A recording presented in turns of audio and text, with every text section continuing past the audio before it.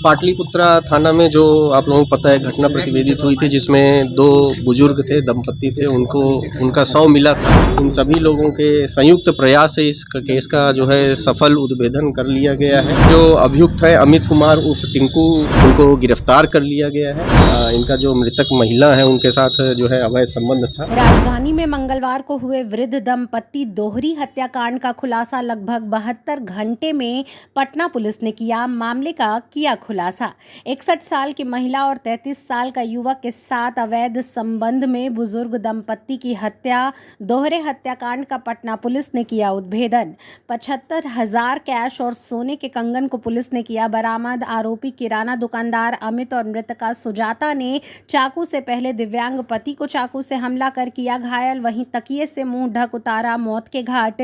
जिसके बाद गिरफ्तार अमित ने राज खुलने के डर से 61 वर्षीय वृद्ध सुजाता को उतारा था मौत के घाट। पाटलिपुत्रा थाना में जो आप लोगों को पता है घटना प्रतिवेदित हुई थी, जिसमें दो बुजुर्ग थे, दंपति थे, उनका शव मिला था और उसकी सूचना हम लोगों को मिली थी। उसके बाद पुलिस जो है एसपी सेंट्रल के नेतृत्व में एक एसआईटी का गठन किया गया है। एसपी सेंट्रल और एसडीपीओ लॉ एंड ऑर्डर 2 और एसएचओ पाटलिपुत्रा, इनके द्वारा लगातार पिछले 3 दिनों से इस कांड का अनुसंधान किया जा रहा था। और एफएसएल की टीम भी, उसको भी हम बधाई देंगे एफएसएल की पूरी टीम को कि बहुत क्लोज कोऑर्डिनेशन में हम लोग केस को इन्वेस्टिगेट कर रहे थे।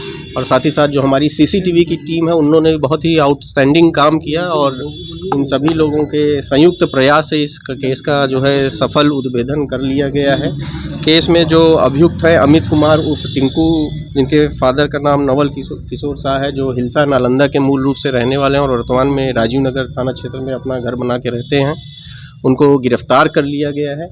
गिरफ्तार करने के बाद जैसे ही उनको गिरफ्तार किया गया, उन्होंने स्वयं ही तुरंत सारी घटना के बारे में विस्तृत रूप से जानकारी दे दी। जिसमें जिस घटना के बारे में जो जानकारी मिली वो ये है कि घटना के दिन सुबह 7:30 बजे जो मृतका हैं, महिला हैं, जो उन्होंने फ़ोन किया था इनको।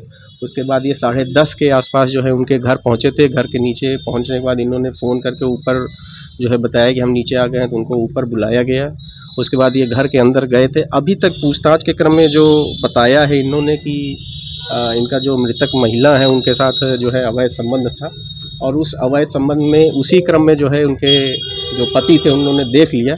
तो पहले जो है जो अभियुक्त है उन्होंने और महिला ने मिलकर पति को, इन्होंने जो है मुंह पर तकिया रखा था, वहाँ उसको रख दिया और उसके बाद महिला द्वारा उनके जो है सीने में एक चाकू मारा गया।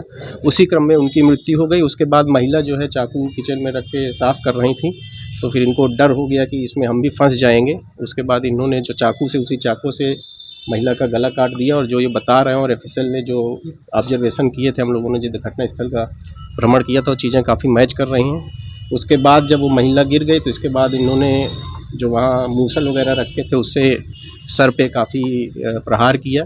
उसके बाद जो है महिला के गले, हाथ में जो है 2 कंगन थे, वो कंगन इन्होंने उतार लिए। उनके गले में, हाथ में एक अंगूठी थी, वो अंगूठी उतार लिया।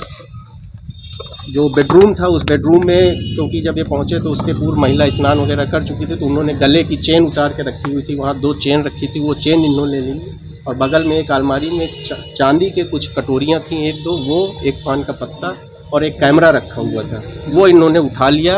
और उसके बाद ये घर से बाहर निकल गए, अपनी दुकान में गए। वहाँ जो है अपार्टमेंट में जहाँ ये सामने मोटरसाइकिल खड़ी करते थे वहाँ गए और वहाँ से फिर जो है सारा सामान लेकर घर चले गए।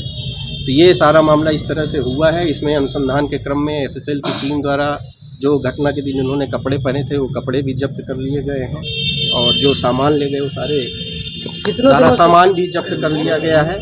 और जो प्रारंभिक जांच हुई उसमें सारे कपड़ों में मोबाइल जो ले गए थे, मोबाइल भी मृतका का ले गए थे, वो मोबाइल भी जब्त कर लिया। सारे सामानों में जो है वो ब्लड मिला है और हम लोगों ने एफएसएल ने उसको सैंपल लिया है और फर्दर हम लोग उसको मिलान के लिए जो है भेज रहे हैं। तो पूरे घटना का जो है सफल उद्भेदन कर लिया गया। इसमें जो एसपी सेंट्रल थे, एसडीपीओ लॉ एंड ऑर्डर, और जो हमारी सीसीटीवी और एफएसएल की टीम थी, उन्होंने बहुत ही प्रशंसनीय कार्य किया है। सीसीटीवी फुटेज से ये प्रूफ हो गया? सीसीटीवी फुटेज ही एक्चुअल में बड़ा, एक बहुत ही छोटा सा फुटेज मिला था, जिसमें इनके घर का बहुत एक टॉप कॉर्नर में छोटा सा फुटेज आ रहा था और बड़े परिश्रम के बाद उसको जो सीसीटीवी की जो टीम थी उसने निकाला था।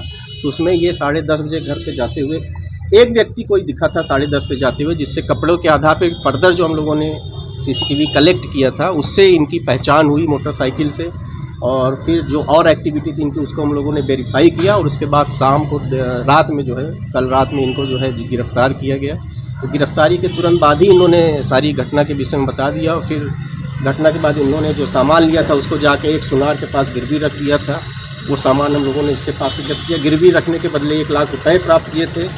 उस 1 लाख रुपए में से 75,000 रुपये इन्होंने जो जहाँ इनकी दुकान है वहीं सामने एक अपार्टमेंट में एक व्यक्ति को दिया था, वो 75,000 रुपये भी हम लोगों ने जब्त कर लिए हैं।